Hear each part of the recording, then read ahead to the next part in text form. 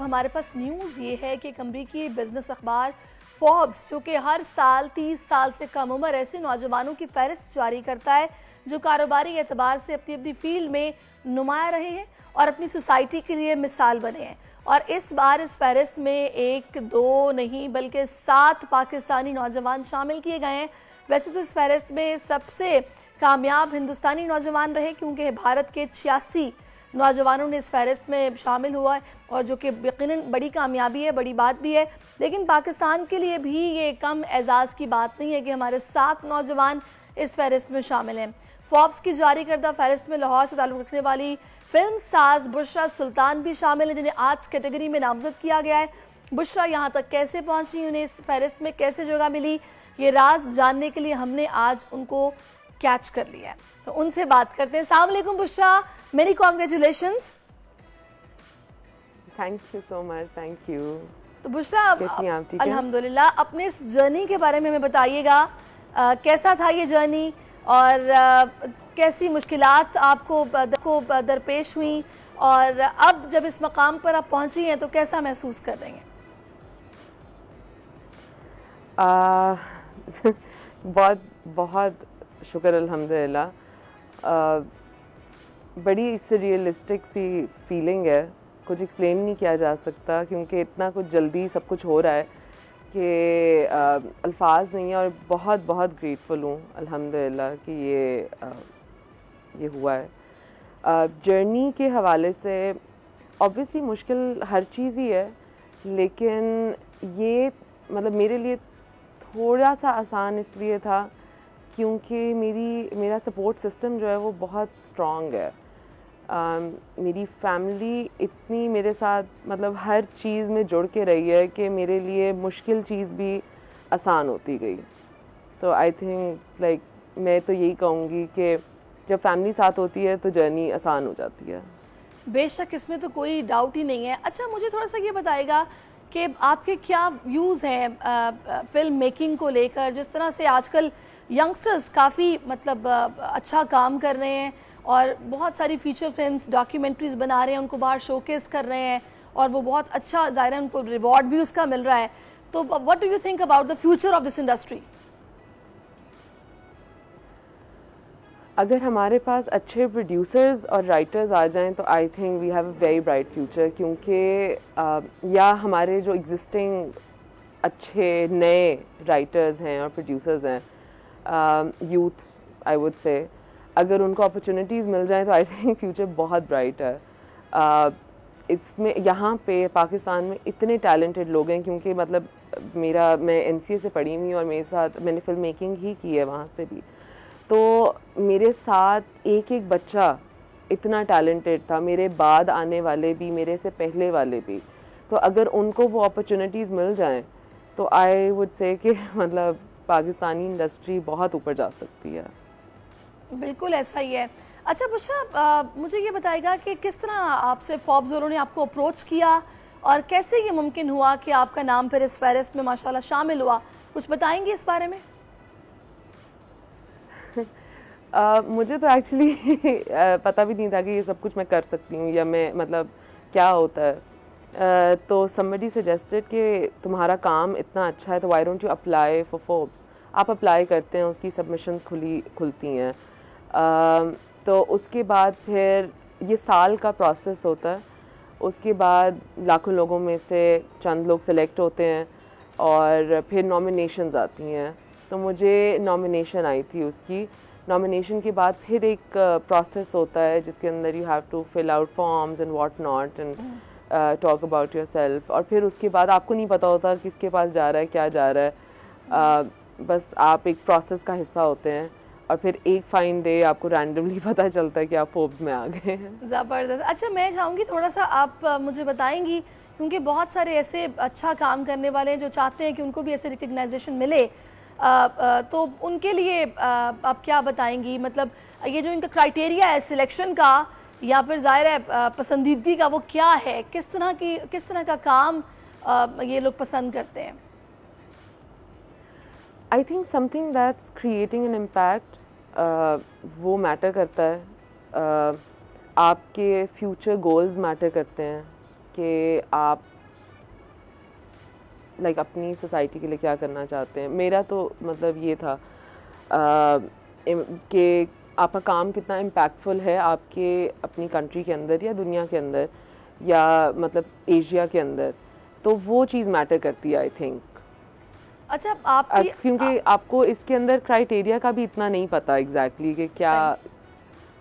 अच्छा, आपकी selection arts category में हुई है, तो इसमें कितनी कैटेगरीज थी जिसमें के पार्टिसिपेंट्स ने एप्लीकेशंस दी? अच्छा, मुझे कैटेगरीज का तो इतना नहीं पता कितनी है, बट टोटल 300 लोग सिलेक्ट हुए हैं फ्रॉम ऑल ओवर एशिया, और वो डिफरेंट कैटेगरीज हैं, जिसमें से हर कैटेगरी में 30 लोग हैं। All right.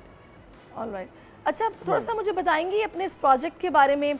गुड़िया, आई थिंक सो इसका नाम है, तो ये किस तरह मतलब ये इस पे काम हुआ, आइडिया कहाँ से कंसीव किया, सोशल मैसेज इसमें कोई है तो वो किस तरह का है, बताइएगा। सबसे पहले तो मैं मतलब ये बताऊंगी कि वो है क्या, और वो बेसिकली इंटेल कर देगा मेरा पूरा काम भी। मैं बेसिकली काम करती हूँ इंडिविजुअलिटी पे और आइडेंटिटी पे, और अगर आप इसको मैक्रो लेवल पे देखें तो वो पूरे मुल्क के ऊपर बात आती है। और अगर मैंने लेकिन उसको माइक्रो अप्रोच में लेके गई और बात की ब्राइड्स की, जिनकी आइडेंटिटी उनसे स्ट्रिप कर ली जाती है बाय डिक्टेटिंग देम छोटी छोटी चीज़ें। हमें बाज़ाहिरन वो छोटी छोटी चीज़ें ऐसे लगती हैं कि बहुत पेटी हैं, इनके बारे में बात करनी ज़रूरी नहीं है, लेकिन आई थिंक यही बड़ी छोटी छोटी चीज़ें जो है ना फिर बड़ी हो जाती हैं, और फिर हमें वो हमारी तरबियत में शामिल हो जाती है मेरे ख्याल से। तो एज ए नेशन हमारी आइडेंटिटी वैसी बनती जा रही है, और फिर हम आगे भी हमारे मतलब रवैयों में और हर चीज़ में नज़र आती है। जिस तरह के लड़की ब्राइड है, उसको बताया जा रहा है कि तुमने हंसना नहीं है, लोग ऐसे समझेंगे, तुमने ऐसे नहीं मतलब ज़्यादा बोलना नहीं है तो ऐसे समझेंगे, ऐसे चलो, ऐसे खाओ, ऐसे पियो। तो वो मतलब इतनी उसका एक एक स्टेप इतना डिक्टेटेड होता है। तो ये उसके ऊपर बात हो रही थी कि उनका अपना दिन है, तो क्या उनके पास ये हक नहीं है कि वो उसको अपने तरीके से एंजॉय कर सकें without thinking about what the society will think, right? बहुत डेप्थ में जाके सोचा है आपने। दूसरा थैंक यू। इसका दूसरा पहलू ये है कि शादियों पे, क्योंकि हमारी मतलब एक शादी की बहुत बड़ी इंडस्ट्री है, स्पेशली लाहौर जैसे शहर में जहाँ मैं रहती हूँ, तो वहाँ पे हर चीज़ शादियों के इर्द गिर्द रिवॉल्व करती है। शादी से पहले के मसले, शादी के वक्त के मसले, शादी के बाद के मसले, तो हम हर वक्त शादियों के अंदर ही होते हैं, राइट? शादी वाले दिन तो के मसले। उसका एक और बिल्कुल तो वो उसका एक और पहलू ये है कि शादियों पे लोग नहीं आते, कपड़े आते हैं कि ये फलानी ब्राइड है, ये इधर से तैयार हुई है, तो आपका जो स्टेटस है या कोई भी चीज़ है वो उससे नापी जाती है। तो हम बेसिकली कपड़ों को नहीं पहन रहे होते, कपड़े हमें पहन रहे होते हैं, तो ये आइडेंटिटी हम अपने आप से भी स्ट्रिप कर रहे हैं। सही। अच्छा, मैं चाहूँगी थोड़ा सा बुशरा, मुझे ये बताइएगा कि अब आपके क्या प्लान्स हैं, और अब जब आपका नाम इस लिस्ट में आ गया है, लाइफ कितनी चेंज हुई है, किस किस ने आपसे कांटेक्ट किया है, आगे अब क्या करने का सोच रही हैं, क्या महसूस हो रहा है? लाइफ का तो पता नहीं कितनी चेंज हुई है, क्योंकि अभी इतना टाइम नहीं गुजरा। ऑब्वियसली ये चेंज बहुत बड़ा है कि मैं रोज़ सुबह सुबह उठ रही हूँ 8 बजे तैयार होके स्टूडियो में इंटरव्यूज दे रही हूँ, वरना मैं 12 बजे से पहले नहीं उठती। चले, फिर तो आपका स्पेशल थैंक्स हमें करना चाहिए कि आप हमारे लिए उठ के आई हैं और रेडी होके हमसे बात कर रही हैं। Thank you so much for your time. अच्छा, थैंक यू। अब मुझे ये बताइएगा, प्लान्स क्या आपने, नेक्स्ट क्या करना है? प्लान्स बहुत बड़े बड़े हैं, लेकिन मैं अल्लाह पे छोड़ना चाहती हूँ कि जहाँ वो मुझे लेके गए मैं वहाँ पे चली जाऊँगी, क्योंकि ज़िंदगी में बहुत प्लान्स करते हैं, बहुत चीज़ें प्लान करते हैं, और वो वैसे पैन आउट नहीं करती, क्योंकि अल्लाह ताला ने आपके लिए बहुत कुछ बेहतर सोचा होता है। तो मैं उनके ऊपर सब कुछ छोड़ना चाहती हूँ। चलिए, ये तो बहुत अच्छी पॉलिसी है, गो विद द फ्लो वाली, और एक अल्लाह पे छोड़ना, तो इससे बेहतरीन तो कुछ हो ही नहीं सकता, क्योंकि वो बेहतरीन फैसला करने वाला है, हिकमत वाला है। अच्छा, मैं चाहूँगी वो मैसेज जो कि आप देना चाहें फिल्म मेकर्स को जो कि अपना नाम बनाना चाहते हैं इस इंडस्ट्री में? आई थिंक जो अपना आपका स्टाइल है ना, उससे मत हटें। कोई बात नहीं, टाइम लगेगा रिकग्निशन मिलने में, लेकिन अपने स्टाइल से बिल्कुल नहीं हटना चाहिए। और अपनी ट्रू आइडेंटिटी से, जो आपकी बिलीफ सिस्टम है, जो आपकी वैल्यूज़ हैं, इन चीज़ों पे कॉम्प्रोमाइज़ ना करें।